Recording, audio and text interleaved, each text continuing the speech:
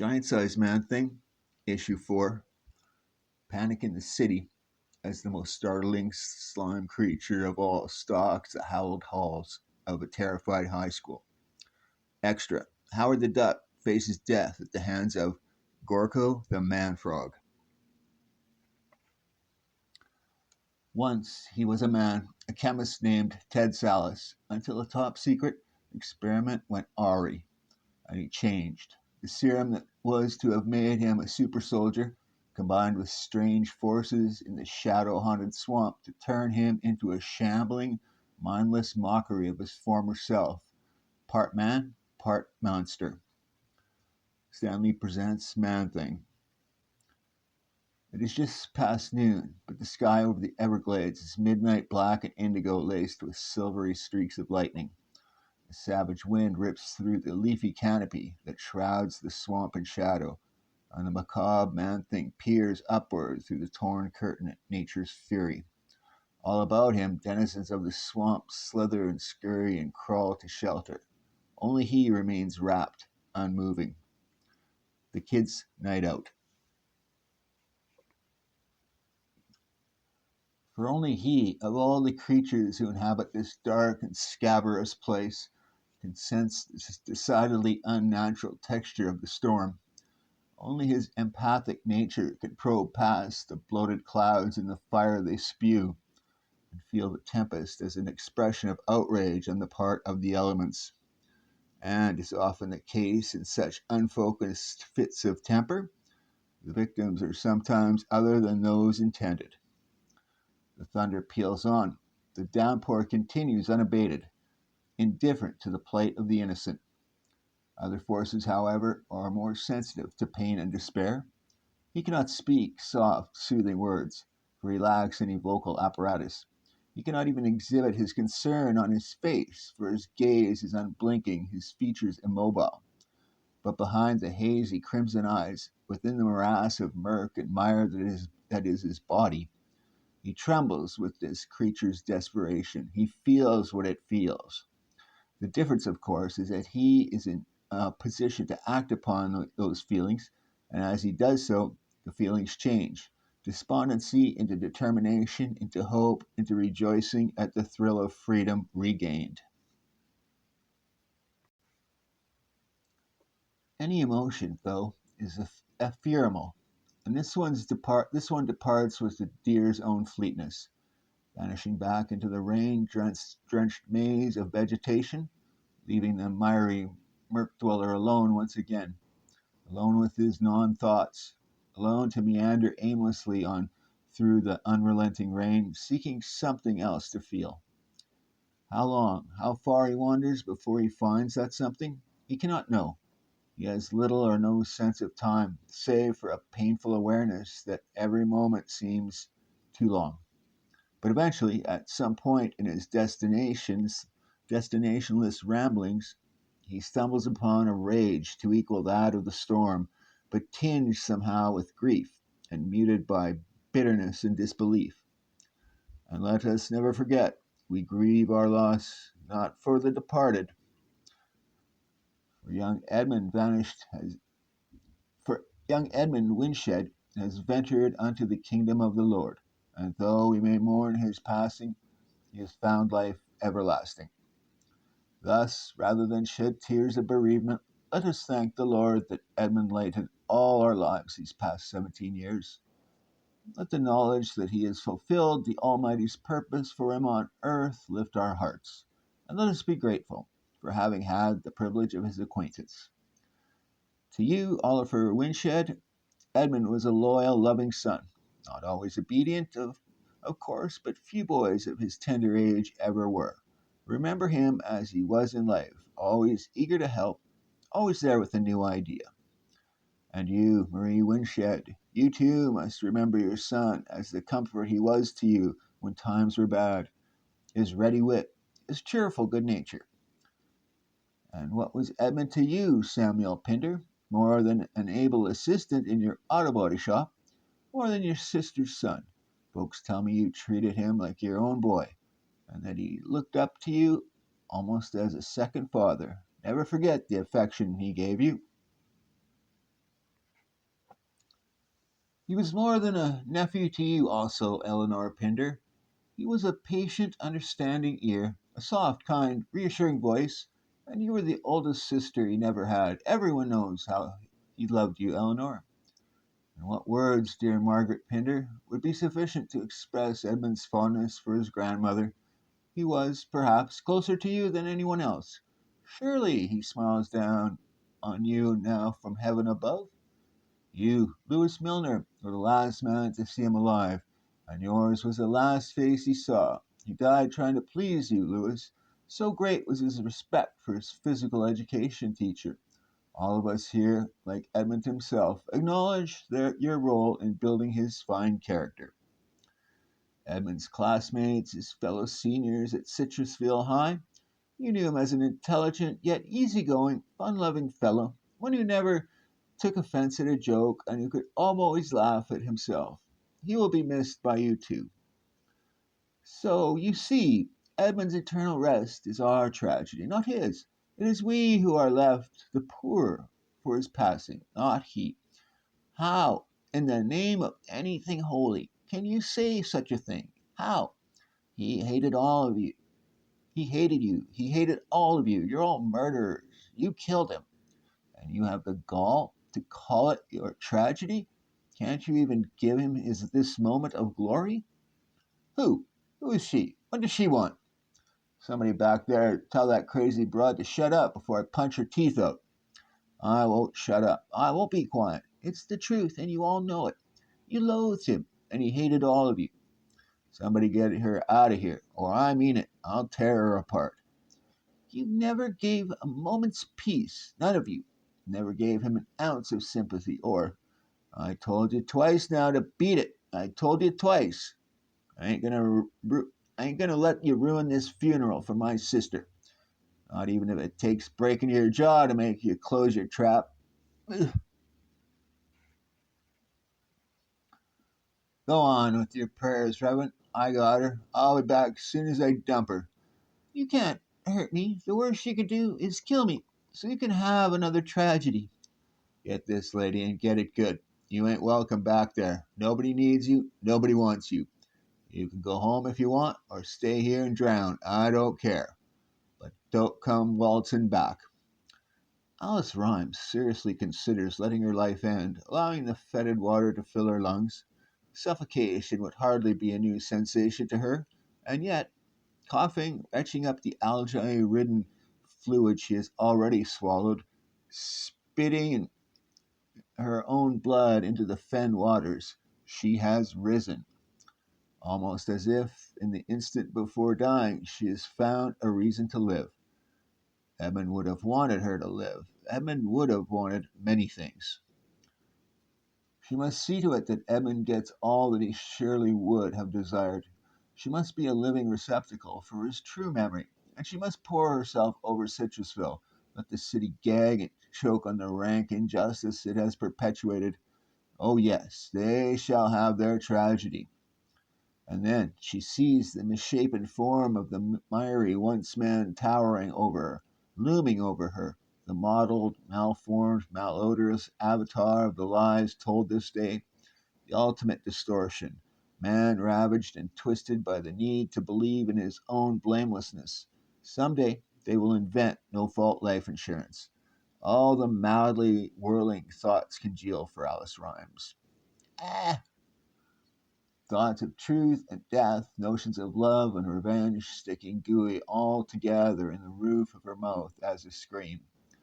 The Lord giveth, and the Lord taketh away. Ashes to ashes, dust to that crazy little. I'll pound her ugly little face in. I'll break every bone in her body. Oliver, take me away from here. I can't stand it anymore. Shut up and stay where you are. I'll handle this. Alice is still screaming as Sam Pinder charges through the rain across the muddy ground. His heart is pounding wildly, like Edmund's must have been that day, and the brutal images that play before his mind's eye must also parallel the dead boy's final thoughts. Visions of excruciating death, of the pleasure of inflicting pain, exacting vengeance on one's own punishers. Wildly raging fires of hate consume suffering flesh. Ashes to ashes. How dare she spoil my sister's party? Beefy fist lunging down open throat. Contempt, cancerous, festering, feeding on human and inhuman innards. What right has she? She ain't even pretty to look at. Skinny, ugly, stupid, hateful, spiting, four-eyed. The mad maelstrom of emotion emanating from Samuel Pinder takes his psychic toll on Man Thing. For a moment he stands numb, paralyzed by the onslaught of such sheer, unadulterated hatred and rancor. Samuel Pinder despises the young woman completely, the way some humans loathe snakes or insects. Her plain, unbeautiful face, her unspectacular, indeed barely noticeable shape, what has she to offer the world? The unbearable agony of truth? Who's to say what is truth? Why should anyone be forced to open his or her eyes to see things they don't want to see? Better by far to drive those things away than endure the pain of looking at them. And yet, ever present is the fear they may someday return. And whatever knows fear burns that the Man Things touch. Sam, what's wrong? We heard you. Oh, no. Oh, my lord. Shoot it, somebody. Blast it to bits. What is that thing? What's it done to my brother? Bullets, of course, could do little harm to the miry muckburk dweller. And anyway, hardly anybody even thinks to carry a shotgun to a funeral anymore these days. Ah, but what the heck? They've got another, far more potent weapon at their command, and their faces are livid with its power. It isn't as loud as a gun burst, but it's nicer, folksier. It's the venom that courses through their veins, pumped to every capillary by their hearts filled with hatred. It's a psychic screw twisting slowly, painfully into the man monster, forcing him to retreat. The rain is falling even harder now that the storm has truly begun. Part 2. Paper Legacy. For 3 days and 3 nights it has rained without pause. Now it is Monday, and the torrent has abated. But the dark clouds will not disperse. They hang over the city like a shroud, blocking out the sunlight, like the fog of rumor which blows through the halls of Citrusville High School. The uneasiness in the corridors is almost a tangible thing. Students shuffle wordlessly from class to class, fearing to look at one another, let alone to speak. They do not touch, they do not laugh, and they tremble at the sound of a falling book. Someone, somehow, has learned that Alice Rhymes has in her possession something Edmund left behind, a diary or something like that. Guilt and fear have conferred near godhood upon her. There is the impulse to smear every classroom door with lamb's blood, so that she will pass it by, not stopping to visit. The crime was that monstrous, that shame runs that deep. Each one wonders what Edmund's words may say about him, and one man thinks he knows. You got that thing with you, Alice? Winshed's diary? I want to see it. Everyone will see it when the time comes. Oh, now that thing could get a lot of people in trouble, Alice. Even you. What if it's libel? Did you think about that? Then you can sue Edmund and me, I suppose. I'm not going to let that thing get out, Alice. I'm warning you. Would you like to hit me, Mr. Milner? You may if you like. I won't mind. I can't really feel pain anymore. You'll read what Edmund and I had to say about you, if anything, in this year's literary magazine. Assuming the committee has the guts to publish it, assuming you have the guts to read it, assuming you can read. Like most high schools, this one publishes a yearbook, a newspaper, and a once yearly effort at student introspection, all designed to offend no one. This year may be different. This year, Alice Rhymes will offer the Citrusville Quill and Parchment, a haunting document from beyond the grave. Thus, this special meeting of the magazine committee because Alice believes that if Edmund's story leaves her hands, someone is sure to destroy it. She's asked me to call you all together here so she could read it to us, and we can decide if we'd like to use it. Are there any questions? There are many questions, and all those assembled are desperately afraid they may be answered. So the queries go unasked, the students remain silent. Nothing. All right then, Alice, you may begin whenever you like. I would like never to have had to begin, Miss Simmons, but I'm sorry I should let Edmund speak for himself, shouldn't I? Delic, delic, delicate, delic, delicate, delicate. As though the paper might crumble, we're sure to handle it too roughly. Alice opens the ebony notebook and she reads. Silently, stunned at the power of her own words, Alice closes the notebook and glances upward at the faces of her fellow students. There was nothing anybody could do. I was in that class. Some big, strong athlete could have made Milner stop. They didn't feel it was their responsibility. Shut up, will you, before I get sick. Well, is it going in the quill? I don't know, Alice. It's awful one sided. We'd have to give Mr. Milner space to reply. What? Are you out of your mind? He's already gotten off scot free. Tempers flare, tears flow, the debate grows feverish, and no one even notices Alice's almost wrath like departure. Why is it, she wonders, that honesty always generates such controversy? Why is it that truth must be kept locked away? What do people hope to gain by denying it? There she is. And one more question. To what lengths will they go to keep it hidden? Alice faints, and thunder peals across the sky once again, over the city, out even to the swamp. Part 3, the final. Silence. And in the thunder and the gathering wind, Man Thing hears a voice. Yet looking about him, he sees no one, until he chances to gaze downward, at his own reflection, or something which purports to be. The reflection speaks, its lips move, but no sound issues forth. And yet, Man Thing hears, and seems to understand, this silent plea from within and without him. True, words are beyond his comprehension, but this vision seems to speak a language without words. And though the creature's merest touch disrupts and disperses the image, its message echoes and re echoes through what once was the monster's mind, and sends him shambling off down the swampside highway. We all feel the same way, Alice. Whatever you got, we want it. You caused enough trouble already. Ain't that right, Ollie? Well, I don't know. I mean, she's only a child. A child who wants to spread filthy lies about our dead son. And about us, Marie, all of us. You heard 'em. They're Edmund's parents. That diary belongs to them. Personally, I don't believe Edmund even wrote it. I think he made it all up, like Mr. Milner says. All the more reason to get it back, Mrs. Windshed. How about it, Alice?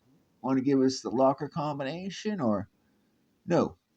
Edmund would have told me not to. He came to me in a dream before I woke here. Listen to her. She's crazy. I say we ought to just forget her. Oh no, people will listen to anybody that yells loud enough. We gotta get those papers and burn 'em. Eleanor, why don't you say something? You know the truth. Or are you too afraid of him? The Citrusville High School student credo of whose existence, let alone its content, most students are unaware. Together we shall confront life's portals, but let each turn his own key to seek knowledge, courage, and wisdom. Having entered, let us share what we have found with our fellows. For knowledge known only to one is as repugnant as ignorance. Let's hear it for hypocrisy, huh? Give me an H. Give me a Y. You can't get away with this. When my parents hear, I already called your parents. They're as worried about you as we are. They've been expecting you to get in trouble at school, they said. You've been sticking to yourself so much after Edmund died and all, letting your studies slide. They said we should do whatever we could to help you come to your senses. They trusted me, Alice, Milner says humbly, just like the Windsheds do. Teachers don't lie, Alice. Implied but left unsaid, only students do. A pity not everyone's nature is empathic. He's heading straight for the gym. What do you figure he wants in there? Mr. Denon, the school's custodian, doesn't know and doesn't much care. All the students look pretty much alike to him, and that's how he knows this is a monster. All he wants from life is to polish the floors, take his money, and go home. Reasonable enough. After all, the school board doesn't pay him to battle swamp creatures. Man monster versus monster machine. The analogy is tempting, but strained. An electric floor polisher hardly qualifies as monstrosity, at least not until it has left the murkish once man's claw like hands, not until it has gone hurtling the length of the corridor with the force of the Merc dweller's massive arms to propel it, not until it has gone crashing through the glass doors of the gymnasium grandstand and found a suitable target on the gym floor. Only then may its status as a full blown horror be certified. Jumping, jeez, what in the name of Oliver? This wing of the building was closed for cleaning. Who? No. Holy crud, that's Alice they've got down there. Well, what are they doing to her? Whatever, it's about to end. Retribution is at hand. There shall be no heroics. The monster can barely maintain his balance, let alone execute a daring leap at Alice's tormentors. He cannot be eloquent. He cannot reason. He can only feel and survive, and pursue single mindedly his instinct for vengeance. This one first, the one who would not speak, not now for Alice, not earlier for Edmund, so young, so pretty, so silent, and so fearful. Now she tries to scream, but her fear has sealed her lips forever. The damage has been done, but still her husband strikes out to protect her, as he did from Edmund. Then the pounding was too much, too early. This time it's too little, too late. The bludgeon of the national pastime drips murk and slime on the gymnasium floor. Edmund always dreaded his turn at bat, even though it rarely came, as he was always last in the lineup.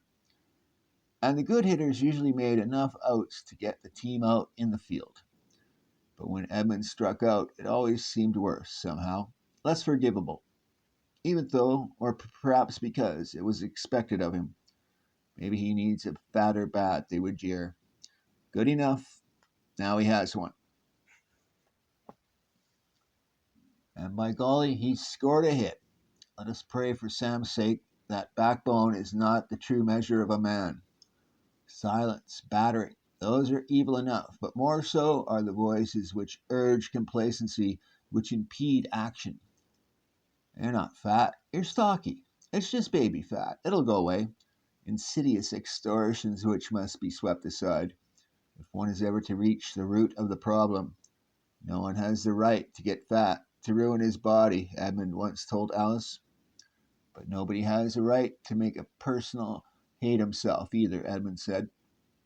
People like Milner, they destroy bodies and souls, not build them. They ought to pray every day that they don't burn in hell for what they do. The flesh of Lewis Milner's hands is fused in the correct position for prayer, but why me? What did I do? Man thinks empathic nature senses anger, not repentance. Lewis Milner feels he has been dealt an injustice. And, says the wordless voice of Man Thing's reflection, anger is inappropriate. The teacher must be taught further, that his students may learn. Yes, he was here. Edmund was here. Did you see him? Easy, Alice. You've been through a lot. Edmund's dead, remember? That way. The monster dragged him out onto the track. No, he was here. Milner. What happened to Milner? Where'd he go? Oh my God, Edmund. You mustn't. Frenzied, Alice races out of the gym with other students at her heels. Down the concrete steps of the stadium aisles, onto the cinders they follow, until she stops short, aghast at what she sees. Inches from the spot where Edmund drew his last breath lies Lewis Milner, dead. But not merely dead. It looks like something burned right through his heart, though each layer of skin through the bone into the throbbing muscle itself. At each stage of penetration, Lewis Milner was offered the opportunity to atone, but his feelings never changed, and so his heart was seared in two. And, would you believe it? The silent boys wept soundlessly at his passing. Finite. There are worlds upon worlds, worlds within worlds, worlds without end. Every man's mind is a universe. And between those universes are places like this, where realities collide. Worlds where all and nothing are synonymous. Worlds not meant for living beings, unfit for creatures who must reason, for logic, rationale, even sanity have no meaning here. So consider the plight of Howard the Duck. For months, by our reckoning, he has been falling through this unworld, this void between, alone with his thoughts in soundless space, left to wonder whether or not he exists. Frog death. As he discovers a moment later, he does. For, by definition, one can only go so far in a world between. It's ground, solid ground. I'm sitting on this ground, not falling, sitting. And there's grass, trees, and buildings. I'm home. I made it. Mister, are you all right? Oh, sure. A little shaky, Natch, but it's great to be back. And ah, I'm back on the world of talking hairless apes. Hey, you're a duck. There ain't no justice. You save the universe, and what does it get you? You're a duck. That's what it gets you. Maybe we can help you. If you really want to help me, you'll shut up and point me toward the nearest cigar store. It's right around the block. Come on, we'll take you. Yeah, I just bet you. How do I know this ain't a wizard's trap? 'Cause there ain't no wizards in Cleveland, man. Now walk on. Cleveland. How could a place possess so eerie and evil a name and not be ruled by demons, Howard wonders. And yet, sensing that these two apes mean him no harm, he follows. What'll it be? It'll be fine. How much? Everything on the counter's three for a buck. At least something is reasonable in this world. Here, pal. A buck even. Thanks, chump. Have a good day and come back. Wow. Hey, hold it. What are you trying to do? Is something wrong if you don't accept foreign currency? It's okay. Just leave out my store, please. Sure, if that's what you want, buddy, but let me tell you, there's no way to build clientele. My uncle used to run a dry cleaning store, and his motto was courtesy first. You kids remember that. It's not Mr. Hooper's fault, Duck. All the grown ups around here have been acting kind of strange since Garco moved into the neighborhood. That's a Garco. That's him up there, see, on the fourth floor, sitting in the window.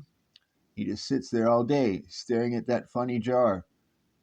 Yeah, and sometimes he shouts out, I'm going to conquer the world, you hear me? Yeah, I can see why he makes people nervous if he ever jumped. Everybody hopes he will jump, but he just sits there, bringing down property values. Oh, Juice, I could drink you right now and show all these fools I would be master of the world. But I keep asking myself why. Why should I conquer the world? I mean, once I got the world, what would I do with it? The only thing power is good for is getting more power. And if a man's got all the power, all that's left for him is to use it, to get rid of his enemies, to kill people. So, killing people, being feared, is really what world domination is all about, right? So, why waste all that time conquering the world when I can just drink you and kill people? Why indeed? Bottoms up. It's working. I'm changing. Are things really so different where you come from, Mr. Duck? Howard. Call me Howard. No, not so different. I guess more ducks. Apes don't talk, that's all. That's not all. Your world isn't menaced by Garco. Okay, so I see it. That doesn't mean I gotta believe it. I mean, I don't even believe in me anymore. You will believe in me, or you will die, for I kill, because all else is futile. Such is the mission of Garco, the man frog. So choose, fear me, fall at my feet, or perish. Ha ha! Yeah, well, How about if we just run away from you? Never thought of that, did you? Psst, the kids call the cops, I'll keep 'em busy. If I don't die first.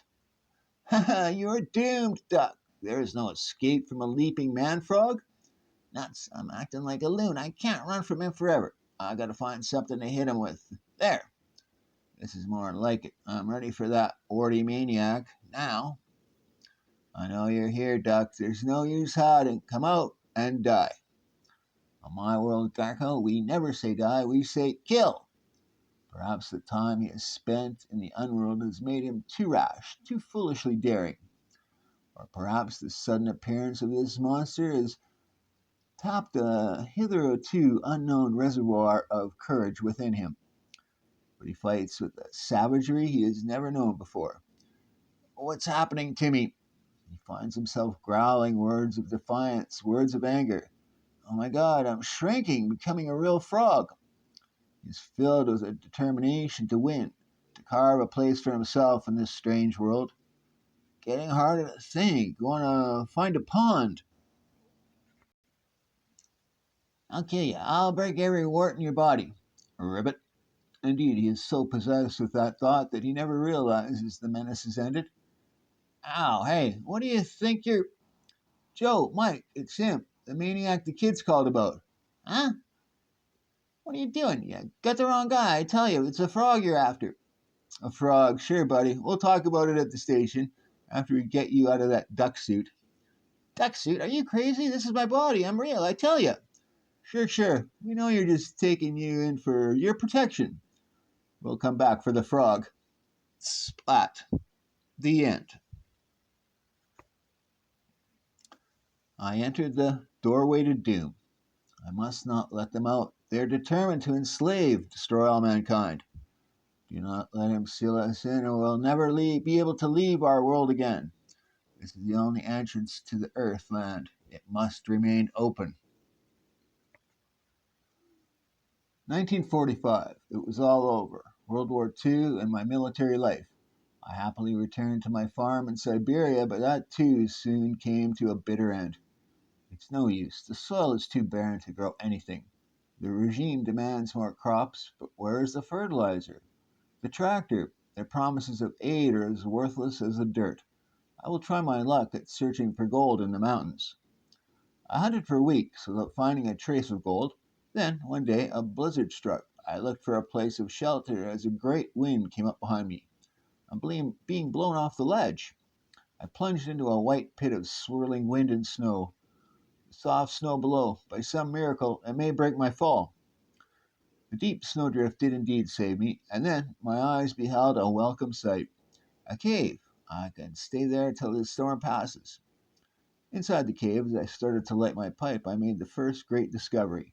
Gold! There's gold here. I found it.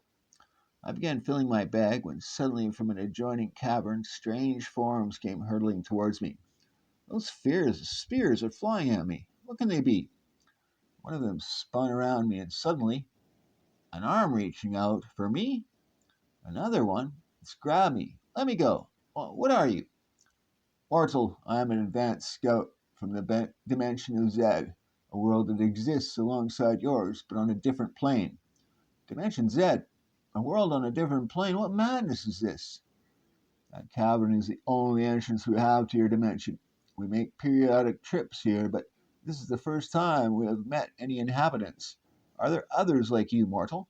Yes, millions. Beyond these mountains, there are great cities and countries, all heavily populated. Excellent. We are in need of sport. We grow weary of warring among ourselves. Besides, only we of the Zed are fit to rule. You puny beings will make good slaves. The Second World War has just ended. Mankind is weary, and now this? And I'm sure we could defeat them. Their weapons and their mentalities seem weak and primitive. Then help came in an unexpected way. We will lead our armies.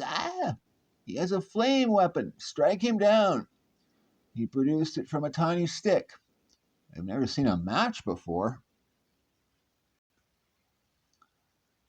That one instant when they were startled and off their guard was all the time I needed to escape.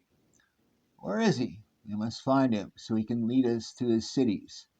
The storm is at its worst, but it's life-saving for saving my life. The raging wind and snow covered my tracks quickly and hid me from the pursuing warriors of Zed. He will perish in this weather, and your chance for battle is gone. Now we must wait for another to come and lead us out. I'm safe now, but I must devise a way to keep them in their own world so I can mine the gold without hindrance. 3 weeks later, I returned to the cave with materials and a bold scheme that would hold either success or disaster for me. The ring of flaming oil will keep them away till I put up an iron door. The door will make both Earth and my mining operation safe. We cannot pass the flames. How can we reach the mortal? I worked day and night on the door, but soon the flames began to die down as the oil burnt itself out. Arise, the flames are gone. The door is finished just in time. Attack before he seals us in. We will force him to lead us to his people. I slammed the door shut and locked it just in time. Another second and it would have been too late. Open the door. Let us out. We will get out some day, and when we do, we will destroy you and your nation.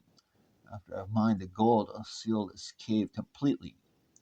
The years passed. Finally, I was mining only enough gold to live well and help my friends. But the regime found out about my mine.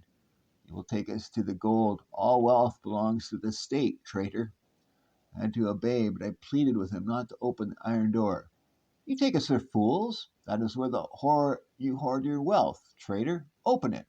No, please. A great danger lies behind the door. It must remain closed forever. And then I received my reward for keeping the warriors of Zed from attacking my homeland. Do not order us, traitor, or tell us what to do with state property. Give us the key. No, no, for your own good, leave the door alone. Ah! It was foolish to resist. They could break down the door anyway, so I gave them the key. I see you clearly now for the first time. My own countrymen, you are savages, tyrants. You are not fit to rule. Quiet, you revolutionary. We'll deal with you later. They were too preoccupied with opening the door and the vision of wealth that lay behind it to notice me leaving the cave. Brutes. They deserve whatever happens to them. Outside the cave, I heard the surprised cries, and I knew that the two evil forces had met. I sealed the door behind them once more and stood deep in thought. I will go to the premier and I'll demand that he restore freedom to this land. If he refuses, I will open the door again, for the last time. That will be my revenge. Thus will tyranny perish. The end. The man with no past. Next car, please. Well, let me out. Let me out of this cage. With the wild fury of a terrified man, Alan Ohm hurtles out of the crowded elevator. Room! Give me room! I saw you race out of that elevator. Are you all right? Yes. Now, couldn't stand it with all those people hemming me in. Can't take crowds or confining places. I suffer from claustrophobia. Possessed by a morbid fear of closed rooms or narrow spaces, artist Alan Ohm works in a huge studio office. But even in that huge room, the dread fear of possibly possible confinement forces Ohm to be ever alert. No, Fred, leave it open. But Alan, it's getting cold in here. Sorry, Fred, can't control my nerves. Even the closing of a window yards away from me makes me feel penned in. Okay, I'll leave it open and wear a sweater tomorrow. You're too good an artist to lose over an open or closed window, but I think I can help you. My best friend is a psychiatrist. He specializes in claustrophobia. How about seeing him with me? I've tried everything else. Why not? During the lunch break, carefully avoiding crowds, Alan Ohm picks his way to the doctor's office. No, I can't go in there. Alan, you said you'd see him. All we've got to do is ring the bell. Come on. I want to see him, but I can't see him there. Fred, that hallway is too narrow. I'm afraid to walk down it. Okay, I'll ask Trent if he'll visit you at your home. That evening, Dr. Trent comes to Ohm's fantastic apartment. A 5 room apartment has been converted into a huge 1 room apartment. Mr. Ohm, I've had close to 100% success with claustrophobia cases, so there is hope. I pray there is, Doctor. It isn't easy living with this nightmare fear. The lights are dimmed. Ohm relaxes as the doctor's watch sparkles and flashes in his tiring eyes, and the doctor's droning voice softly induces sleep. You are tired, very tired. You want to sleep.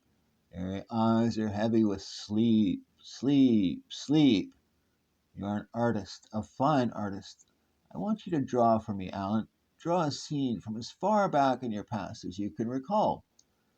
Each time the psychiatrist asks Ohm to draw his earliest memory, he comes up with the same picture, the day he applied for work at the studio. At the second session, the doctor quickly hypnotizes Ohm and again tries to dig into his past. The cause of your pleasant claustrophobia is rooted in your past. Take a pad and pencil and draw a picture from as far back as your memory will take you. But this time, Ohm's drawing only goes back a few minutes earlier than the previous day's sketches, to the time when he first entered the art office building. Alan, I must have your help. Only began to work at the studio a year ago. Surely you can remember some events before that. Trying, searching my memory. Nothing comes to mind before the day I got the job there. Nothing. Puzzled and blocked by the stone wall of Ohm's short memory, Dr. Trent questions his best friend. No, Dad, I can't help you. I've only known Alan a year since he came to work for me. But it's impossible. His past will explain his claustrophobia. The man must have a past. In his desperate effort to learn of his patient's past, Dr. Trent hires a private detective. I don't feel I can bill you for this job, Doc. I've checked the papers, public school records, neighbors, everything. But Alan Ohm's past doesn't go more than 1 year. Alan, think back, way back in your life. I want you to draw the scene of where you came from, the first place you can recall. Deep concentration is written over Ohm's face, and then his hand moves, but it moves tremblingly, as if being compelled to draw a scene that terrified the artist. But Ohm continues to struggle to obey, and slowly a fantastic sketch is completed. Dr. Trent grabs it eagerly, gapes incredulously, and then rips it up. No, subconsciously he's playing a joke on me. What he drew couldn't be the place where he came. Again, the psychiatrist urges Ohm to draw the first place he can recall, explaining how that memory may reveal the cause of his claustrophobia. But once again, Ohm makes the same sketch. Ah, it's no joke. He's too deep in a state of hypnosis to try to trick me twice. This is the place of his first memory. Recalling his patient from sleep, Dr. Trent takes the weird sketch and visits Fred Dens, admitting he can't cure Ohm's claustrophobia. This sketch explains why Ohm can't recall his past beyond the time when he came to work for you and why he fears being confined. And there, in black, bold pencil strokes, is the reincarnated artist's earliest recollection where he came from, a tight fitting, confining coffin.